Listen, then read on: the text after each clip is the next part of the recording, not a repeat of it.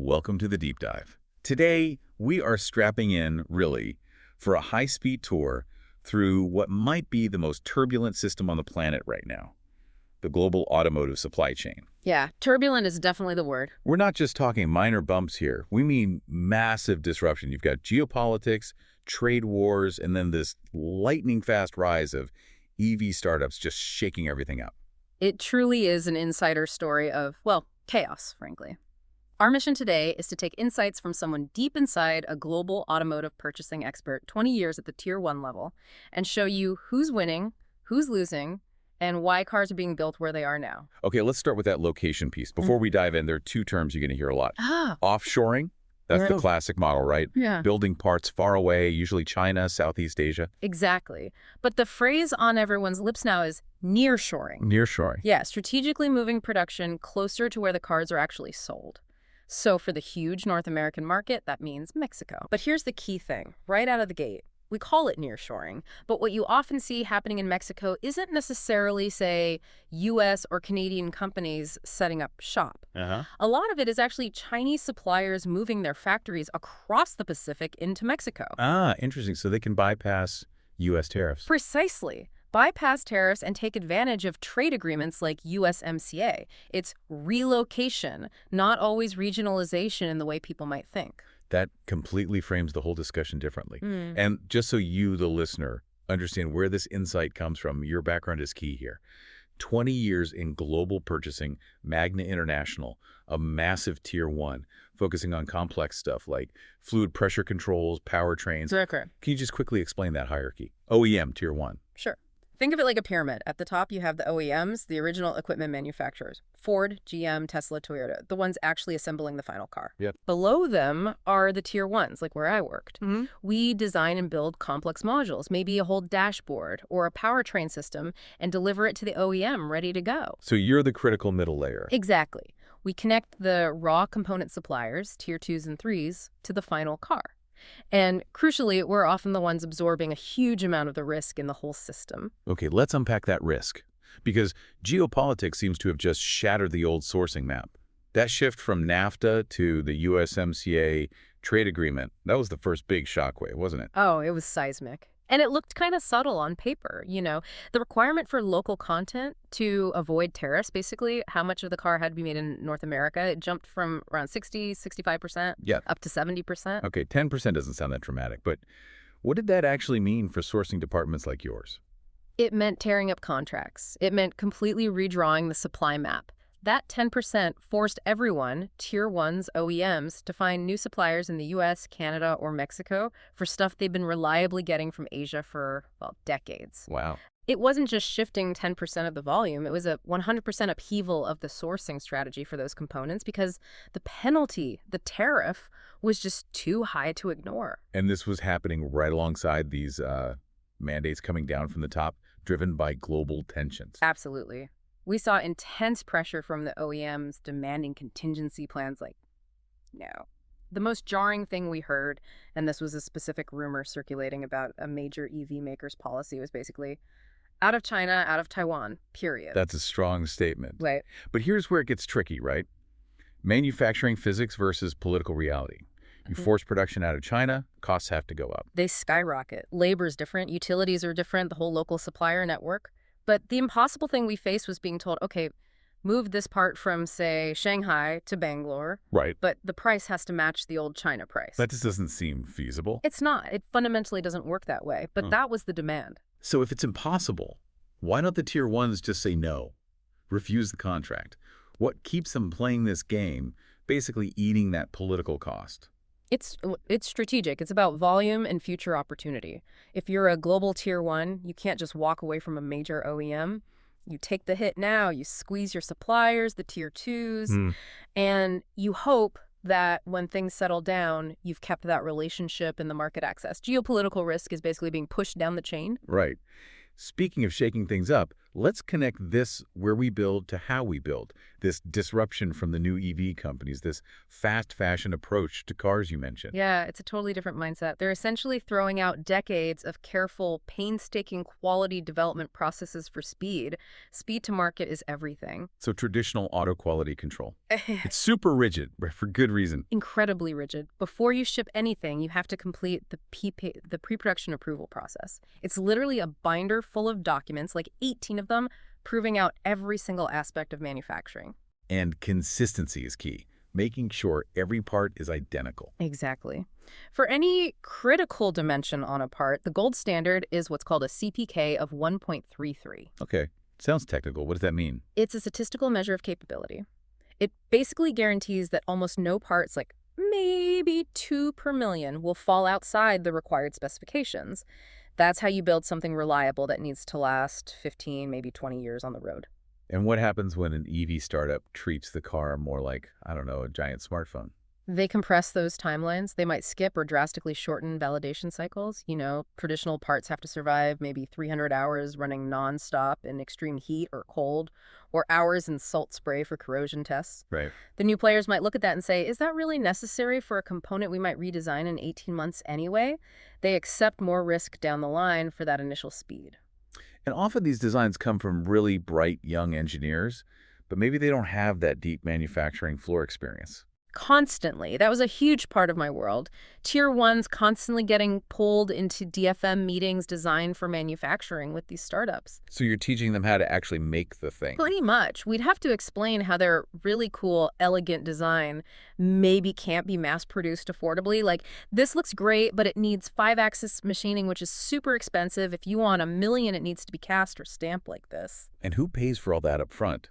The tooling? The molds? Traditionally, that was the OEM, right? Yeah, historically, the OEM often paid for and owned the tooling. That was standard. But that's changing. Massively, especially with the EV startups.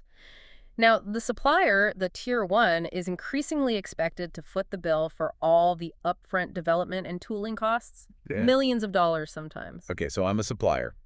I invest, say, $10 million in a dedicated assembly line because the startup says they need 1.5 million units over 5 years. Right. That's the forecast you base your investment on. But then the EV company hits a funding issue, or maybe they pivot their battery strategy 6 months later, and suddenly your 1.5 million units becomes 500,000, if you're lucky. And I'm stuck with the bill for that half-used production line. Exactly. You, the supplier, own this hugely expensive, specialized asset that's now massively underutilized. The volume that was supposed to pay back your investment, gone. It makes dealing with these super fast companies incredibly risky.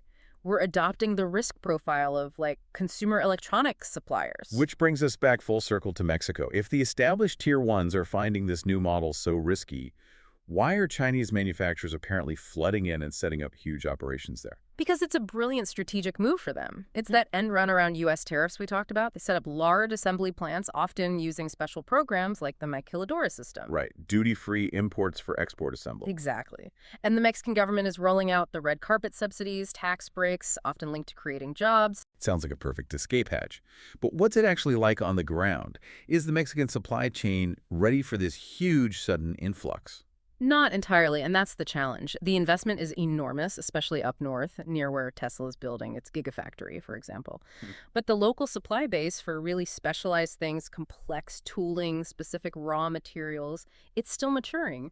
So, ironically, many of these factories in Mexico still have to source their critical molds or materials from China. Because China is faster and cheaper for those specific... Faster, yeah. Speed is often the driver there. Plus, you have the complexities of operating in Mexico, navigating local labor laws, cultural differences in management style, dealing with bureaucracy, and sometimes, yeah, localized corruption or bribery issues. It's not simple. Okay, let's pivot now to the source of a lot of this pressure and innovation. China's domestic EV market. You use the term hyper-competition. How are Chinese EV makers managing these incredibly low prices, sometimes near zero profit? It's a combination of things. First, you've got massive government subsidies, just direct cash injections to manufacturers that instantly cut their cost base. Right. Second, and this is really interesting, you see capital flowing in from totally different sectors, like huge amounts of Chinese real estate money looking for a new place to go. Ah, seeking safer investments, maybe. Potentially. But the effect is it allows these EV companies to prioritize growth, scale, market share over immediate profit. You see it on the streets, taxis flipping to domestic EVs incredibly quickly. But the tactic that really blows away Western auto norms is how they treat their suppliers. Right? Oh, it's absolutely ruthless. It shatters everything we consider normal practice. In the West, maybe you dual source a part, ask two suppliers to develop it for redundancy. Standard procedure. In China, it's common for an OEM to demand that 4, even 5 different suppliers fully develop the exact same part simultaneously, with zero volume guaranteed to any of them. 5 companies investing potentially millions each, tooling up for the same thing. Yes. And then they wait for all the quotes to come in. And pick the cheapest one. Exactly. But then they take that lowest quote and use it as a weapon. They go back to the other 4 and say, match this price or you get nothing. Wow. So it forces everyone down to basically zero margin. The suppliers are just praying they get enough volume to cover their initial investment. It's brutal. So their approach isn't careful, step-by-step improvement. It's aggressive iteration. We used to call it smashing out experience with money. They can afford to make mistakes, iterate incredibly quickly, tolerate higher initial error rates because the capital is there.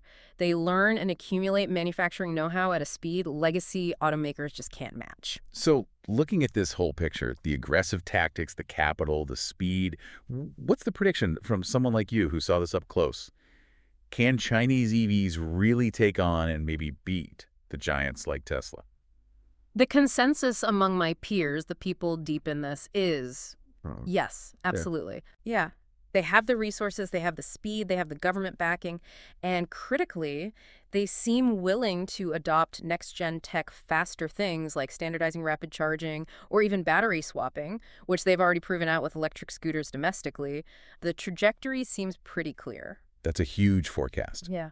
So let's bring this back to you, the listener. What does all this mean? We've got these two massive forces colliding. Geopolitics forcing jobs to move, creating this nearshoring trend, and technological disruption creating this super fast, high-risk, fast fashion model for cars. And you see the fallout when you look at how different governments try to support their traditional industries caught in the middle. My experience showed a really stark contrast. Take trade agencies. South Korea's COTIA. Yeah. Incredibly aggressive, proactive. They literally pay for buyers like me to fly internationally. They set up dedicated trade shows, provided translators, just constant long-term muscle supporting their industries globally. And the sources you drew from contrasted that with Taiwan's agency, Titra. Yeah, the perception was that Titra, while active, was maybe less consistently aggressive across all sectors. Big focus on semiconductors, obviously, but traditional manufacturing, the kind of factories making metal parts, castings, the backbone stuff, they sometimes felt less supported. Maybe staffing wasn't consistent. So that lack of consistent, powerful government backing makes it harder for their traditional manufacturers to compete on this crazy global stage. Absolutely. It directly impacts their ability to win contracts against competitors who do have that backing. It increases the risk for any OEM thinking about sourcing there. Which just highlights the enormous, maybe unsustainable risk that's now baked into signing any modern automotive contract. Exactly. Which leads us to that final anecdote you shared, which just perfectly captures the pressure. Right, you mentioned this Taiwanese die casting factory. Yeah. Been making quality auto parts for years. Yes. Solid company. They looked at the landscape, the insane cost pressure, the risk of volumes collapsing, the hyper competition from subsidized players, and they just did the math. They made a decision based purely on financial sanity. They walked away. They completely abandoned the automotive sector. Wow, after years in the business. So what did they decide to make instead of high-precision engine components or transmission parts? They retooled their factory to make Buddha statues. Buddha statues? Buddha statues. Think about it. A product with a life cycle measured in centuries, not months, where the quality specs are, let's say, less volatile than a cutting-edge EV battery casing. That says everything, doesn't it? It just shows how incredibly high the barrier has become, how intense the pressure is for traditional manufacturing trying to survive in this new world order. It really does. So for you, the listener, maybe think about what industries you rely on. Day-to-day, consumer goods, maybe tools, equipment. Are there parts of that supply chain that might be getting abandoned right now because the competitive heat has just become too much? Something to think about. Thank you for joining us for this deep dive.